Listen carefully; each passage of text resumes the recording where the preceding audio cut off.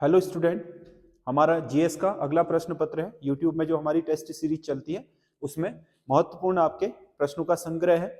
इसे आप हमारे टेलीग्राम चैनल संजय देव क्लासेस से इसकी पीडीएफ प्राप्त कर सकते हैं। बाकी अगर आपको पूरा पेपर लेना है तो हमारा एसएस स्टडी करके ऐप है, वहां से आप पूरा 100 नंबर का पेपर समूह व आदि परीक्षाओं के लिए भी ले सकते हैं, जो पूरा पैटर्न पर बनाया गया है यूके पीएससी और यूके ट्रिपल एससी के हिसाब से। और दरोगा का अगर आप बैच ज्वाइन करना चाहते हैं तो वो भी आप कर सकते हैं। हमारे ऐप से लाइव क्लासेस चल रही हैं हर दिन आपके 10 बजे से 1 बजे तक सारे सब्जेक्टों को उसमें कवर कराया जा रहा है। और साथ ही साथ आपका उसी में आपका टेस्ट सीरीज भी इंक्लूड होगी दरोगा की जो होती है। तो इसका मैं एक्सप्लेन कर दे रहा हूँ। अल्पकालीन विदेशी ऋण किस अवधि तक के ऋणों को कहा जाता है? देखो, जो विदेशियों से ऋण लेते हैं हम, चाहे वो आपका आईएमएफ से हो, चाहे आपका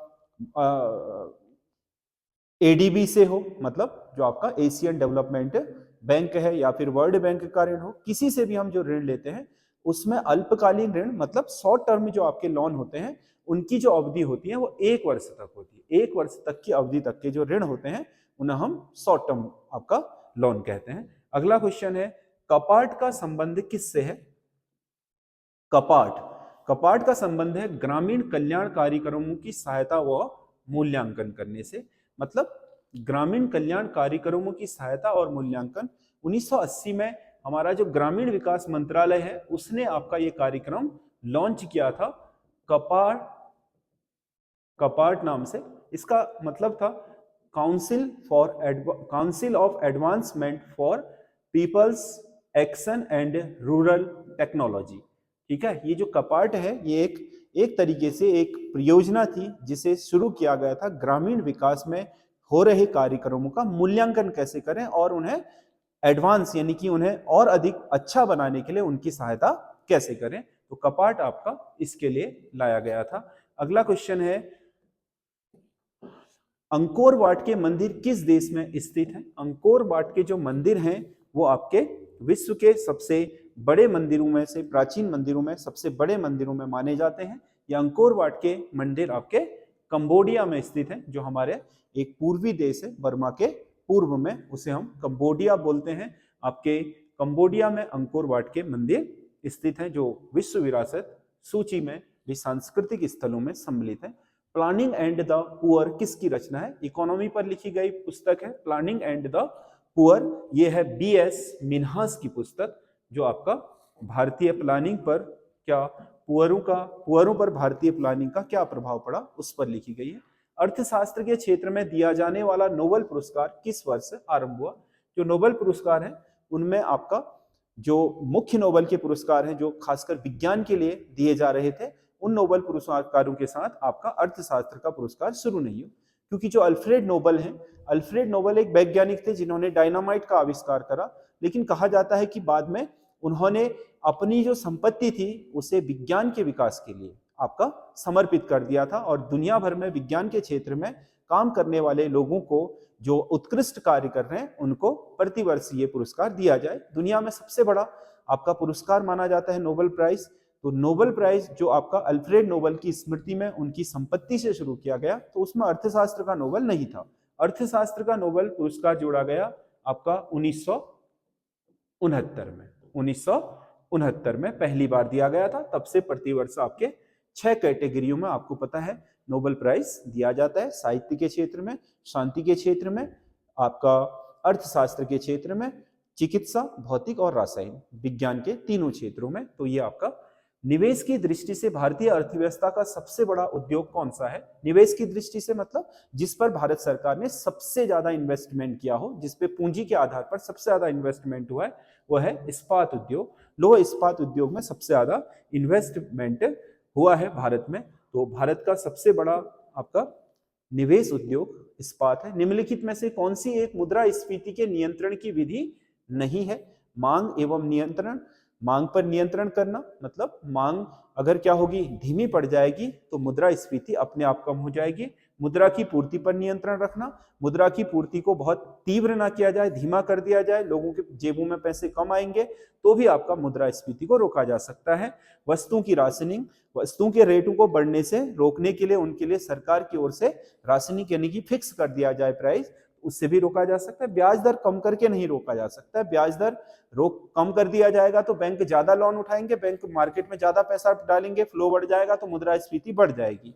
एक्चुअल में होता क्या है कि जो ब्याज दर बढ़ाई जाती है मुद्रास्फीति के समय, हमेशा बैंक जो मौद्रिक नीति अपनाता है उसमें जो बैंक रेट होता है उनमें वृद्धि कर देता है, ताकि बैंकों के पास पूंजीकरण कम हो जाए और मार्केट में पैसे का फ्लो कम हो, तो मुद्रास्फीति में मांग कम होने से मुद्रास्फीति घट जाएगी। तो ये आपका सी इसका सही आंसर होगा।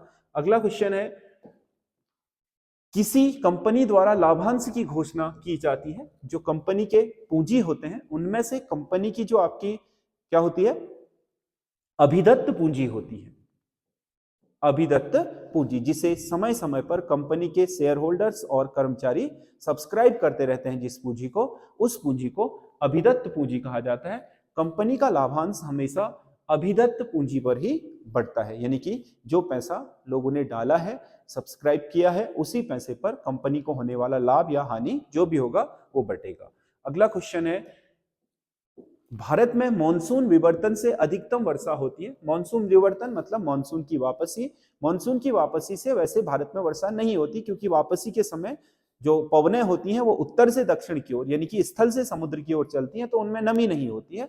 नमी केवल आपका ये जो क्षेत्र है यहाँ पर, जो बंगाल की खाड़ी की शाखा से उतर, ये तो जैसे सूखे से जा रही है नीचे को तो बारिश नहीं करेंगी, लेकिन एक जो धारा है वो बंगाल की खाड़ी की शाखा से नमी ग्रहण कर लेती है और तमिलनाडु तट पर वर्षा करती है, जो संभवतः 26 नवंबर या दिसंबर के प्रारंभ में ये वर्षा होती है, जिसे हम लौटते हुए मानसून से वर्षा बोलते हैं या विवर्तन से वर्षा बोलते हैं। तो इसका सही आंसर होगा चेन्नई।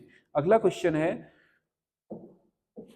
राज्य के महाधिवक्ता की पदावधि कितनी होती है। राज्य का महाधिवक्ता यानी कि अनुच्छेद 165 में राज्य के लिए जो राज्य सरकार का सबसे बड़ा विधि अधिकारी होता है, उसकी नियुक्ति राज्य का राज्यपाल करता है। जैसे केंद्र में महान्यायवादी की नियुक्ति की जाती है अनुच्छेद 76 के तहत, जो भारत सरकार का सबसे बड़ा क्या है, आपका विधि अधिकारी है, मतलब कानूनी सलाहकार भारत सरकार का सबसे बड़ा वही होता है। वैसे ही राज्य में कौन होता है, महाधिवक्ता होता है। तो महाधिवक्ता की नियुक्ति हमेशा राज्यपाल द्वारा की जाती है और वह अपने पद पर राज्यपाल के प्रसाद पर्यंत ही बना रहता है। तो उसके लिए पद की अवधि का कोई आपका फिक्स वो नहीं है, राज्यपाल जब चाहेगा उसे बना देगा और जब चाहेगा राज्यपाल उसे हटा सकता है। अगला क्वेश्चन है, भारत का सबसे पुराना अनुसंधान रिएक्टर है। भारत का सबसे पुराना अनुसंधान रिएक्टर कौन सा है। भारत का सबसे पुराना अनुसंधान रिएक्टर है अप्सरा। अनुसंधान रिएक्टर मतलब जहां पर प्रायोगिक तौर पर परमाणु ईंधन के आइसोटोप्स बनाए जाते हैं, उन्हें हम अनुसंधान रिएक्टर बोलते हैं। यानी कि ये बिजली उत्पादन के लिए नहीं है, बल्कि आइसोटोप्स बना करके उनका विभिन्न जगहों पर, जैसे चिकित्सा शास्त्र में बार्क आपकी बहुत सारी चीजें करता है, कोई बिजली थोड़ी पैदा करता है, उसके अलावा वो आपका चिकित्सा के क्षेत्र में आपने देखा होगा कि कैंसर रोगियों को जो कीमोथेरेपी दी जाती है तो वो आइसोटोप्स ही होते हैं, विभिन्न आपके तत्वों के, या ट्यूमर वगैरह ठीक करने में प्रयोग किया जाता है, या कृषि क्षेत्र में बहुत सारे बीजों में उत्परिवर्तन के लिए आपका इनका प्रयोग किया जाता है आइसोटोप्स का। तो अनुसंधान रिएक्टरों में आइसोटोप्स बनाए जाते हैं। भारत का अप्सरा पहला क्या है, अनुसंधान रिएक्टर है, जो विभिन्न तरह की आपके परमाणु भौतिकी को सिखाता है। भारत में इनसेट प्रणाली किस वर्ष से शुरू हुई। इनसेट का मतलब क्या है, इनसेट का मतलब है Indian national satellite, Indian national satellite, ठीक है। इनसेट प्रणाली की शुरुआत भारत में हुई थी 1982 से, यानी कि भारत ने अपने राष्ट्रीय सैटेलाइट छोड़ना शुरू कर दिया था। भारत ने नेरपा नामक पनडुब्बी किस देश से खरीदी है। नेरपा पनडुब्बी, नेरपा एक परमाणु ईंधन से लैस पनडुब्बी है, आधुनिक पनडुब्बी, जिसे भारत ने खरीदा है किससे, फ्रांस से। अगला, उपग्रहों की ध्रुवीय कक्षा की सामान्य ऊंचाई कितनी होती है। ध्रुवीय कक्षा की जो सामान्य ऊंचाई होती है वो 1000 किलोमीटर तक होती है। सामान्य जो 200 मीटर से शुरू हो जाती है 2000 मीटर तक रहती है। सामान्य ऊंचाई हम किसे मानते हैं, 1000 मीटर को मानते हैं। ध्रुवीय कक्षा, पोलर जो आपका सैटेलाइट ऑर्बिट होती है उसकी। भारत में परिवार नियोजन कार्यक्रम किस वर्ष आरंभ हुआ था। परिवार नियोजन कार्यक्रम आपका पहली पंचवर्षीय योजना में ही भारत सरकार ने शुरू कर दिया था, ताकि देश की बढ़ती हुई जनसंख्या को रोक करके संसाधनों का सही तरीके से वितरण किया जा सके। कनिष्क की द्वितीय राजधानी क्या थी? कनिष्क ने अपनी राजधानी, कुषाण वंश की राजधानी आपका पुरुषपुर, यानी कि जिसे हम आधुनिक में पेशावर बोलते हैं पाकिस्तान का, इसे बनाया था। द्वितीय राजधानी बनाया था मथुरा को। तो इसका सही आंसर मथुरा है। अगला, अलाउद्दीन खिलजी ने आक्रमण के समय यादव साम्राज्य की राजधानी थी। अलाउद्दीन खिलजी ने जिस समय दक्षिण भारत में अभियान किया था, उस समय यादवों की राजधानी थी देवगिरी, देवगिरी, और जिसे दौलताबाद नाम से भी जाना जाता है। अगला क्वेश्चन है, सिंचाई कर लेने वाला दिल्ली का पहला सुल्तान कौन था?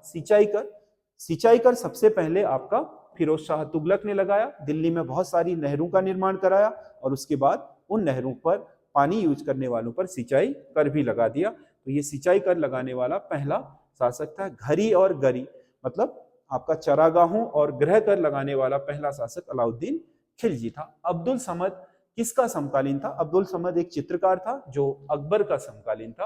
अब्दुल समद अकबर के समय का प्रमुख चित्रकार था। अगला क्वेश्चन है, 1615 में जेम्स प्रथम का राजदूत बनकर जहांगीर के दरबार में आया था। जेम्स प्रथम का राजदूत बनकर के जहांगीर के दरबार में थॉमस रो आया था। 1908 में पहले ब्रिटिश सरकार की ओर से राजदूत बनकर के कैप्टन हॉकिंस आया था, जो भारत से में अंग्रेजों के लिए व्यापार करने के लिए, निर्बाध व्यापार के लिए शाही फरमान यानी कि राजकीय आदेश प्राप्त करना चाहता था, लेकिन जहांगीर ने मना कर दिया। उसके ठीक 7 साल बाद 1615 ईस्वी में एक बार और आया, कौन? आपका ब्रिटिश राजदूत थॉमस रो, इसे भी इनकार कर दिया गया। हालांकि इसके ठीक 100 साल बाद, लगभग 100 साल बाद, आपके 1717 ईस्वी में जो आपका फर्रुखशाह था मुगल बादशाह, परवर्ती मुगल बादशाह, उसने जाकर के जॉन सुरवन नामक एक ब्रिटिश जो जूत दूत था उसे शाही फरमान प्रदान कर दिया। तो इसका सही आंसर थॉमस रो है। अगला क्वेश्चन है, अंतिम सिख शासक दलीप सिंह की संरक्षिका कौन थी? दलीप सिंह आपके जो सिखों के शासक हुए, जिसके समय आंग्ल सिख युद्ध लड़ा गया, उस समय इनकी संरक्षक महारानी झिंदन थी, महारानी झिंदन। अगला क्वेश्चन है, 1857 की क्रांति का नेतृत्व इलाहाबाद से किसने किया था? 1857 से की क्रांति में इलाहाबाद से जो नेतृत्व करता थे वो थे लियाकत अली। अगला क्वेश्चन है, ब्रह्म विवाह अधिनियम पारित करने में महत्वपूर्ण भूमिका निभाई थी।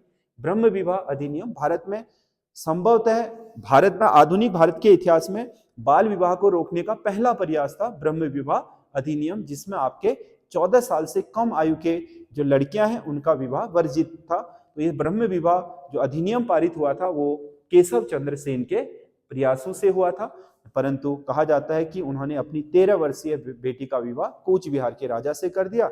इसी के कारण जो इनने ब्रह्म समाज बनाया था, आदि ब्रह्म समाज से अलग होकर के उस ब्रह्म समाज में भी फूट पड़ गई। नहीं तो आचार्य केशव चंद्र सेन के कारण ही राजा राम मोहन राय के बाद सबसे प्रसिद्धि आपके ब्रह्म समाज को मिली थी। तो केशव चंद्र सेन के प्रयासों से ही ब्रह्म विवाह अधिनियम पारित हुआ था, जो बाद में 1930 में फिर शारदा अधिनियम बन गया, जिसके तहत विवाह की आयु अंग्रेजों ने फिक्स कर दी, लड़के की भी लड़की की भी। स्वतंत्रताकालीन समाचार पत्र युगांतर का संपादन किसने किया था? युगांतर का संपादन करते थे आपका बारिंद्र घोष। बारिंद्र घोष है ये आपका युगांतर, जो हमारे देश में क्रांतिकारी आतंकवाद है उसके एक महत्वपूर्ण आपके व्यक्ति थे आपके बारिंद्र घोष, उन्होंने युगांतर निकाला था। सिविल सेवा को प्रतियोगी किस वर्ष बनाया गया? पहले तक सिविल सेवा प्रतियोगी नहीं होती थी। सिविल सेवा सबसे पहली बार प्रतियोगी हुई 1853 के एक्ट में। 1853 से पहले भारत में जो सिविल सेवक आते थे, जिन्हें आईसीएस बोला जाता था, इंडियन सिविल सेवा, जो आपका सर्वेंट होते थे, सिविल सर्विसेज कहा जाता था, तो उसमें जो डिस्ट्रिक्ट कलेक्टर बनकर के आते थे, वो डिस्ट्रिक्ट कलेक्टर सारे के सारे आपके लंदन के हैलीबेरी कॉलेज से पढ़े हुए लोग होते थे, क्योंकि उसमें संभ्रांत लोगों के बच्चे ही पढ़ सकते थे, तो उन्हें डायरेक्ट एंट्री मिल जाती थी। 1853 में भारतीयों के दबाव के बाद आपका सिविल सेवा को प्रतियोगी बनाया गया, जिसके तहत लंदन में प्रतिवर्ष एक आयोजन इसका होता था। 1922 तक ये लंदन में ही होती रही। 1922 के बाद फिर इसका आयोजन इलाहाबाद में होना शुरू हुआ। ली कमीशन की सिफारिशों पर फिर एक लोक सेवा आयोग का गठन भी कर दिया गया। तो टोटल ये 25 क्वेश्चन है। आप लोगों को कैसे लगे आप कमेंट करके जरूर बताइएगा।